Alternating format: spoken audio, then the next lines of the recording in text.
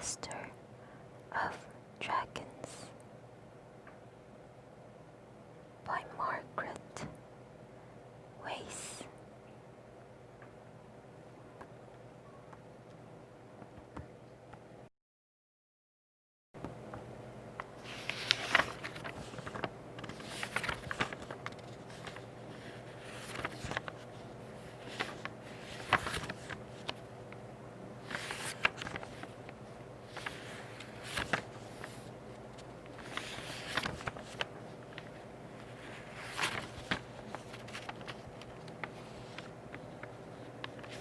Chapter 1. Marcus extended his hand, pointed behind himself to the buildings that stood at the entrance to the alley. The magic rolled out of him, rumbled through the earth. Stone walls shook and trembled, and with a roar like an avalanche, the two buildings collapsed. Marcus heard screams and cries, and guessed that at least some of his pursuers had been caught in the cascade of rock and debris. He dashed out into the alley with Evelina at his side, and it was then he felt the weakness. It came over him suddenly, unexpectedly, a sensation of being exhausted, drained of energy. He could not catch his breath. His legs and arms and hands tingled. He stumbled and nearly fell. Evelina caught hold of him. "What's the matter? Are you hurt?" He couldn't answer. He had to use his breath for breathing. Talking required more strength than he had, and he couldn't explain to her what was happening. Anyway, nothing is free in this world. Everything has a price, including magic. Conjuring pixies from dust motes had been a little fatiguing, but the magic had never before sent him to his bed. Bringing down stone buildings and raising ice storms was apparently different. He was so exhausted he could scarcely move.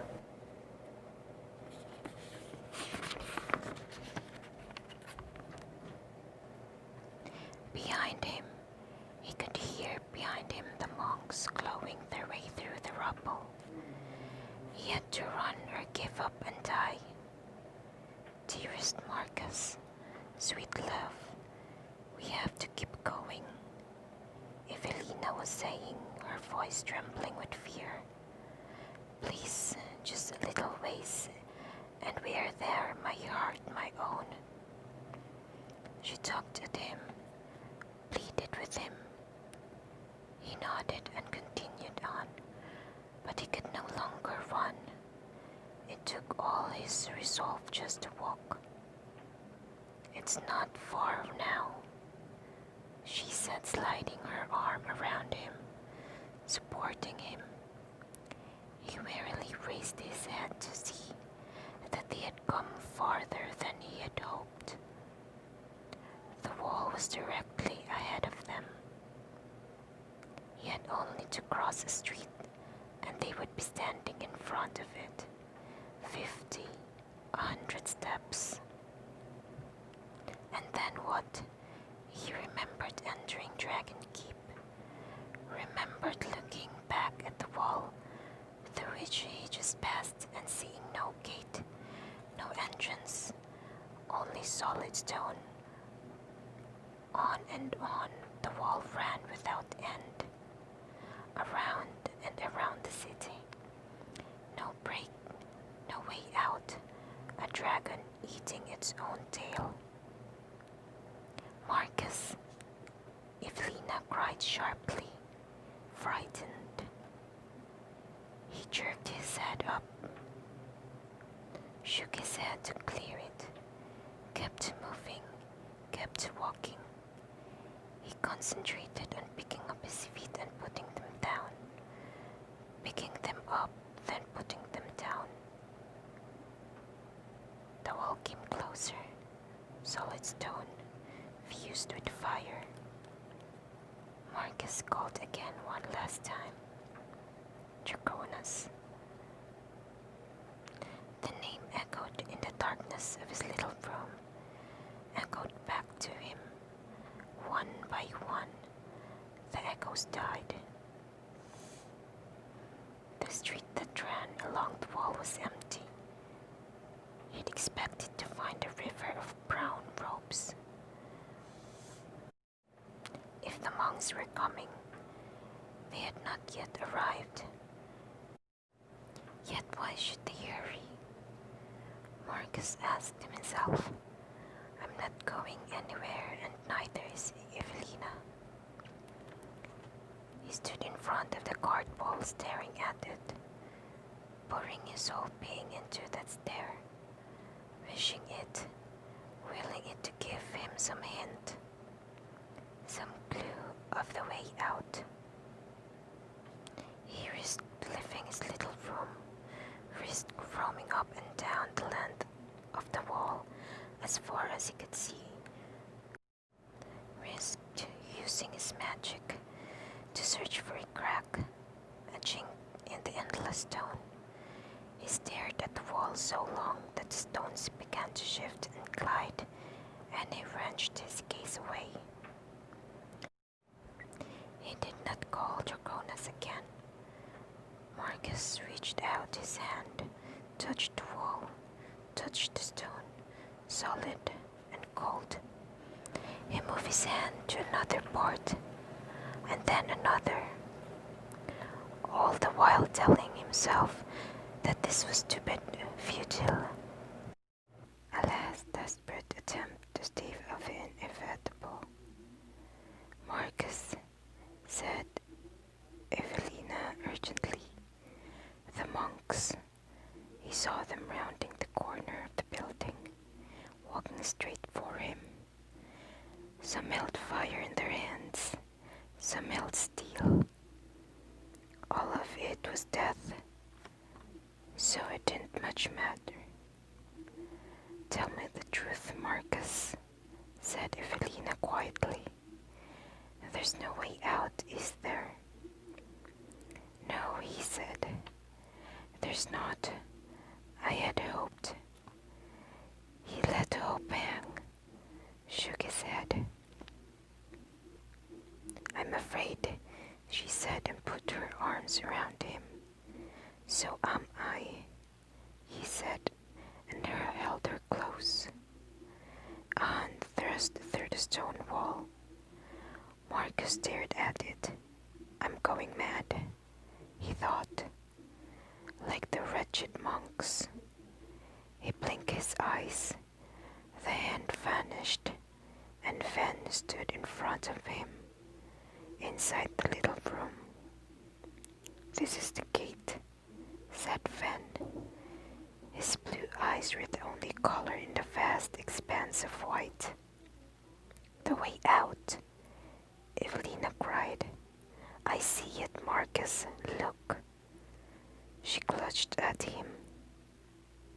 There it is, right in front of us. Hurry, make haste. The illusion was broken, and as always, when we see the truth, he wondered that he had been so blind as not to penetrate the lie at once. The gate was crudely built, constructed of wood planks, and held together by iron hands. The gate stood open. From the rusted looks of the hinges, the gate had not been shut for centuries. Perhaps it had rested in place. Beyond the gate was the forest, and beyond that the river. No monks blocked the way. No dragon stood at the entrance. Marcus looked back in the little room. Take care of her, said Ven. He held out his hand. Marcus touched his brother's hand. The gate vanished, dissolved into the wall. The wall vanished, dissolved into illusion. Dragon Keep was gone, and it might have never existed, but for the feel of his brother's hand, firm and warm in his own.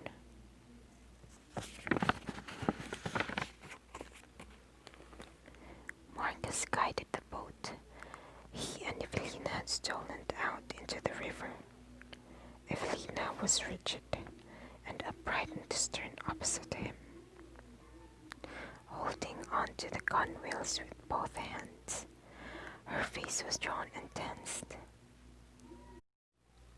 She stared fearfully into the woods that were too slowly sliding away.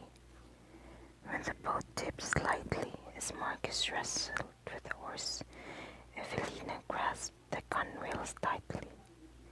"Sorry," said Marcus. "I haven't rowed a boat in a long time." "I thought I saw something," she gasped. "Oh," she laughed. "A deer." Evelina looked at him and managed a smile. "I'm glad you're with me. You won't let anything happen to me." Marcus smiled back at her, trying to be reassuring, but he didn't make any promises. The shoreline was receding, though not as rapidly as he would have wished. Marcus expected to see the monks come swarming out of the forest to give chase. They would have a difficult time of it, after Evelina had plundered the boats for anything useful. Marcus had pushed each boat one by one out into the river, where the current caught them and carried them downstream. He would have liked to have destroyed the boats, perhaps set them ablaze, but he lacked the strength to use any more magic. He had tried to staving in the bottom of one of the boats by kicking it with his foot, but the planks were too strong and wouldn't give way. The current was low here. The boats bobbed in the water, meandering lazily downstream. An energetic monk could plunge in and recover them. Marcus waited for that to happen, but no monk, energetic or otherwise, appeared. The boat tent carrying him and Evelina rounded a bend in the river, and he lost sight of the shoreline and the bobbing boats. The river was narrow at this point. The shoreline with trees, whose overhanging boughs, thickly intertwined, cut off the bright sun, and made it seem as if he were rowing into a green and leafy cavern. Sparse patches of sunlight slid over his knees. The sun was directly overhead. Midday, only noon.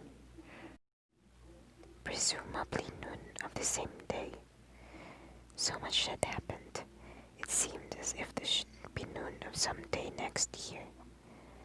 "I don't like this." Evelina hugged herself. "It's like a cave. Anyone could be hiding in those trees." An alarming thought occurred to her. "Speaking of caves, we're not going back there, are we, Your Highness? Back to that horrible cave beneath the water. This is the way I remember it. I don't want to go back there. We should turn around, travel downstream." The sunken cave.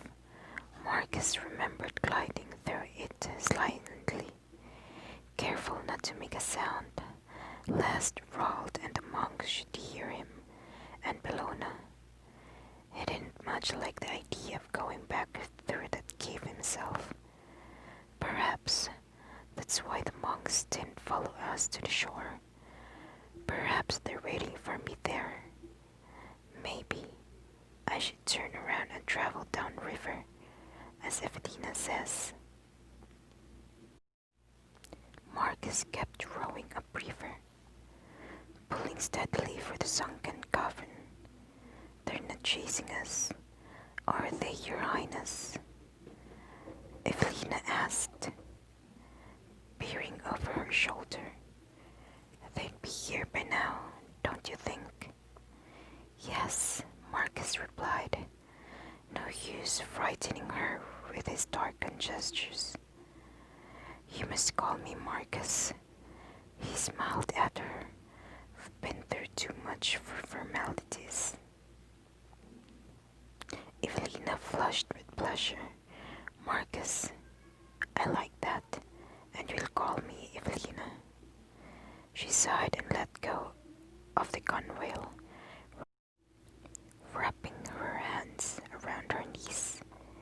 She leaned forward and turned her attention to him. You look tired. I'm all right, Marcus said.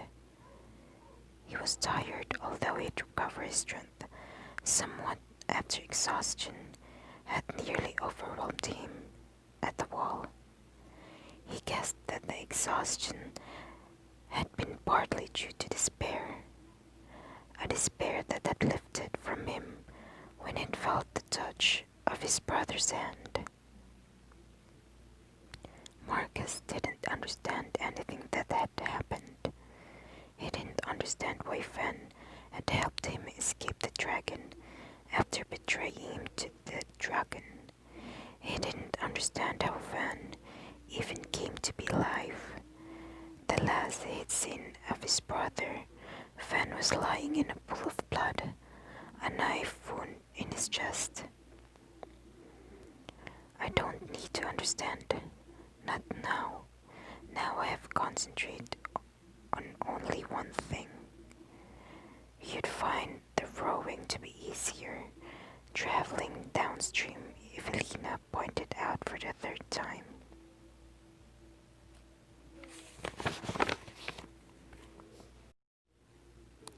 Marcus shook his head. Easier, but the wrong way. Where are we going then? Home, said Marcus. His objective, his only objective. Your home? Asked Evelina, and she sounded troubled. My home. His home, his kingdom of Idlewild. That was why he was risking the monks in the sunken cavern. He might even find the dragon there, for that was where he had first seen Rald, the hulking human form. The dragon had appropriated. Marcus was ready to risk even that to return it to his home. He could not explain his longing, but the memory came to him of another time, a time he had been away from his home for months, trapped in a world of insanity from which Draconas had saved him. When the little boy Marcus had seen the towers of his father's castle shining in the sunlight, he had felt the ache of longing in his heart swell so that the towers were drowned in his tears. The man Marcus remembered and wanted to see those sunlight towers again. Watch it, Evelina cried. Marcus jerked his head around, saw that he was steering them perilously, close to a tangle of grass and dead tree branches. He gave the oars a twitch and they cleared the hazard, though with only inches to spare. You're very tired, said Evelina. She reached out her hand to him, bending forward still more. Her chemise slipped a little, revealing an enticing expanse of curves and shadows. You would not even need to row if we went downstream. The river would carry us. I told you back at the landing, Evelina, said Marcus, and his tone, though gentle, left no room for argument. I have to go home. Seated opposite Marcus in the boat, Evelina pouted. She was accustomed to having her own way. At least you have a home, she returns, sitting up straight. By leaning forward, she had just providing him with an enticing view of her breast, and it all had been for nothing. He'd barely glanced at her. Therefore, she would punish him. Your brother took my home away from me. This job, meant to wound him with guilt, missed its mark. At the mention of his brother's name, Marcus' gaze went from Evelina's face to her blood-splattered coats. His eyes darkened, his lips compressed. He looked out at the trees and continued to row. Evelina's cheeks burned. So that was it. The blood was Van's, the prince's monstrous half-brother, and she'd been the one to draw that blood. The last she'd seen of Van, he was lying on the floor dying, or so she hoped. She had saved their lives. Marcus had told her that. He'd been grateful. Now he couldn't look at her. What's the matter, Marcus? Evelina demanded. She clutched at the blood-stained bodies and tried ineffectually to rearrange it so that the brownish red spots did not show.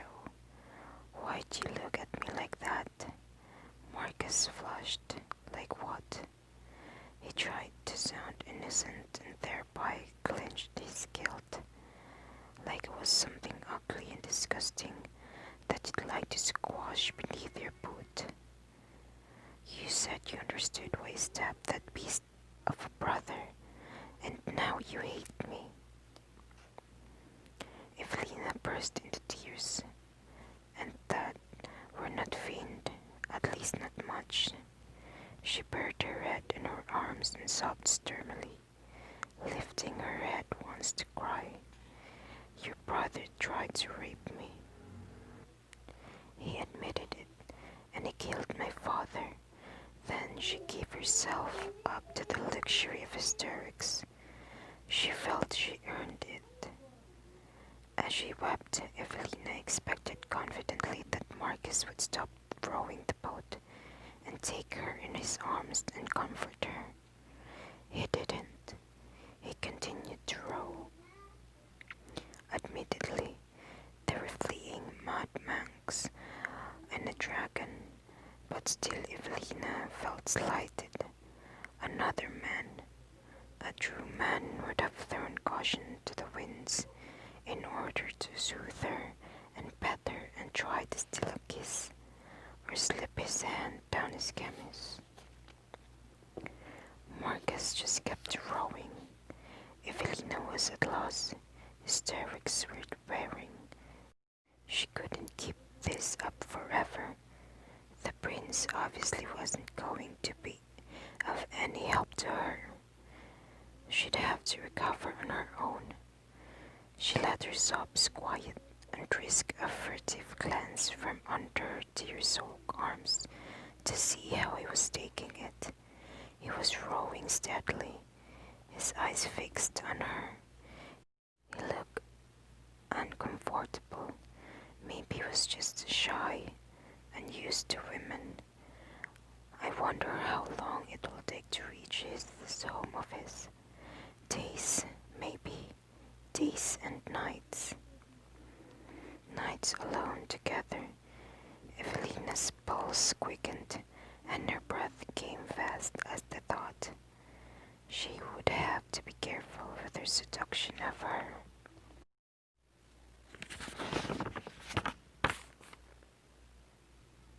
For he believed her to be maiden pure, as well as a maiden fair.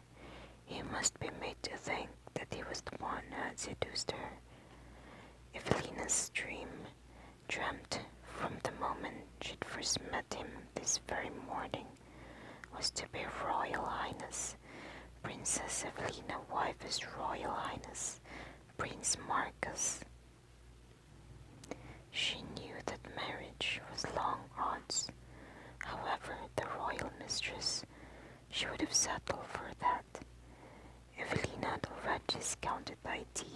trying to convince Marcus that she was a baron's daughter, kidnapped by Fen, who carried her fainting from her father's castle. She was pragmatic enough to know that she could never pass for noble-born. She could neither read nor write. She could not embroider or play the lute. Her hands were not the smooth, fair hands of the one who has never had to dress herself, never had to wash her own hair or scrap out her own chamber pot. Princes married farmers, daughters only in the minstrels' tales. In real life, the princes took the farmers' daughters to be their mistresses.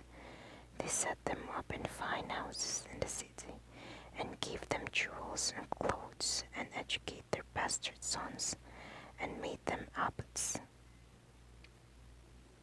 Evelina resolved to have the house, the jewels, the bastard son. Maybe not in that order.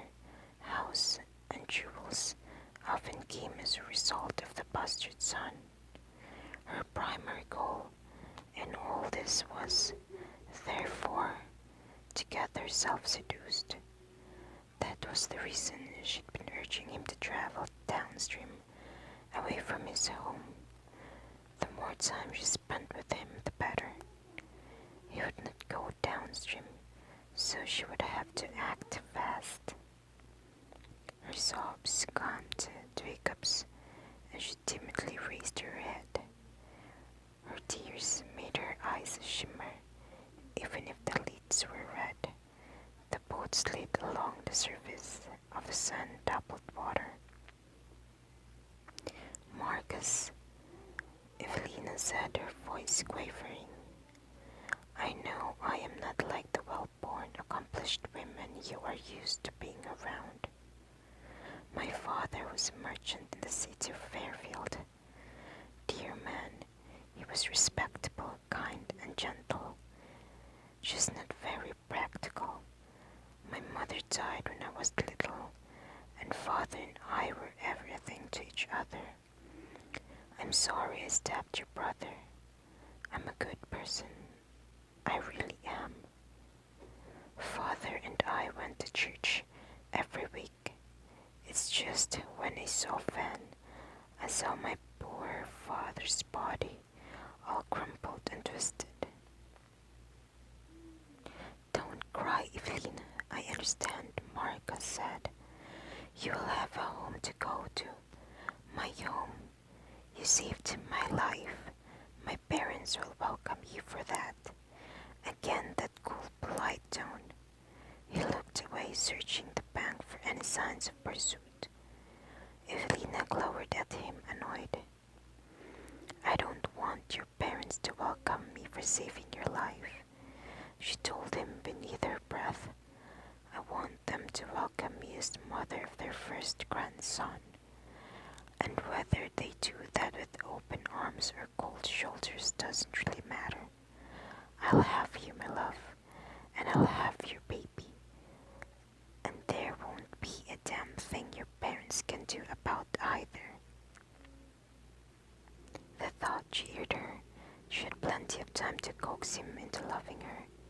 She'd never failed yet with any man. Thank you, Your Highness, Evelina said softly. I mean Marcus. Sunlight flickered through the overarching boughs, forming ripples of gold that shone in Evelina's hair. She was dabbing her eyes with the cold water. She had the loveliest face Marcus had ever seen. His gaze went from her face to the splotches of blood on her bodice, and on her skirt, her gimmies and white skin on her neck. The splotches had been fresh not many hours before. They had since smeared and dried to an ugly reddish brown. Blood spots. Fen's blood. Evelina hadn't killed him, though she had meant to. Of course, that Marcus had no doubt. Despite that, Fen had risked the dragon's ire to free them. He had urged Marcus to take care of her. Maybe he had acted out of guilt. He had admitted to Marcus that he tried to rape Evelina. Without Van, they would both be dead now, or at least back in the clutches of Rald. Marcus wondered how he felt about Evelina. He thought perhaps he loved her. He remembered with aching clarity the sign of her shapely legs when she kilted her skirts to flee the monks. As he looked at her now seated across from him, sometimes he saw his brother's blood, and other times he saw the shadow that fell enticingly between her full breasts. Evelina looked at him as no other woman had ever looked at him, adoring, loving, admiring. Evelina had seen Marcus' magic, and she had not been shocked or terrified, and she had seen him work far more powerful magics than changing dusk motes into fairies.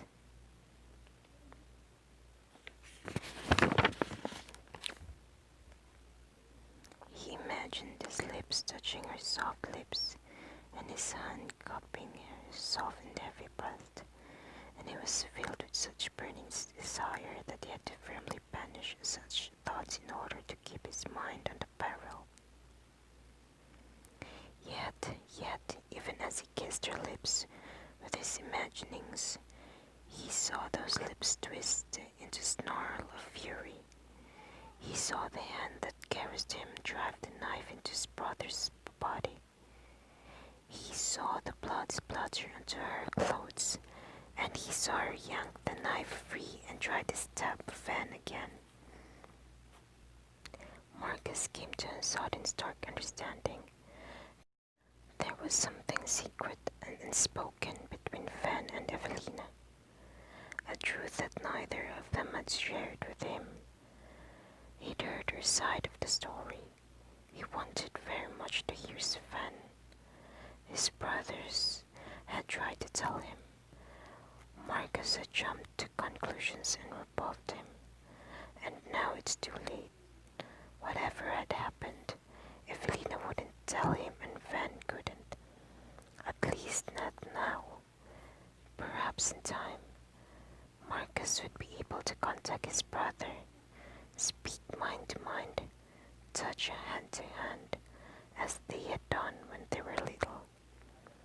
Now he didn't dare go into the room inside his mind, the room where he could eavesdrop on Dragon's thoughts and dreams, the room where he had first met his brothers long, long ago. The dragon was waiting for him in that little room, and probably in the cavern as well. I told you, Evelina was saying sharply. I don't want to end up in that horrible cave. Marcus gave a start. She had plucked the thoughts out of his head and spoken them aloud. I saw him there. That man they called Rald. I didn't like the way he looked at me. Please turn around, Marcus. Go to the other way. I don't want him to find me.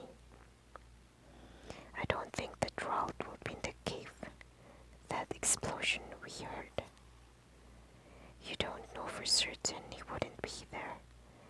Evelina pointed out, and her lower lip quivered. If we travel south, we could spend a few days resting at a fine inn. We're not going south.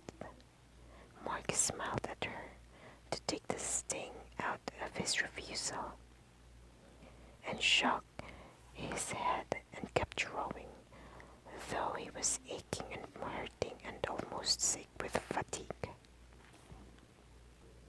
And there it was, the argument come around to where it began. Evelina heaved a disappointed sigh, loud enough for him to hear. If he didn't let on, and Evelina ground her teeth in frustration. She needed to hide her ire from him, however, and so she bent over the side of the boat and cupped her head for a drink of water. She got a glimpse of her reflection. Evelina drew back horrified. She looked a fright. was tangled and mud with bits of twigs and leaves. Her face was covered with dirt, streaked with tears. Her nose had swelled and her eyes were red as rats. No wonder he won't have anything to do with me, she said to herself, appalled. Not to mention those accursed red-brown splotches in her bodice and her skirt. She couldn't do anything about her appearance now. When they stopped for the night, she'd take a bath, modestly provocative, and she would scrub those horrid spots out of her chemise and skirt, which would leave her clothes sopping wet. She couldn't put them back on. She might catch her death of cold, which meant that she and Marcus couldn't very well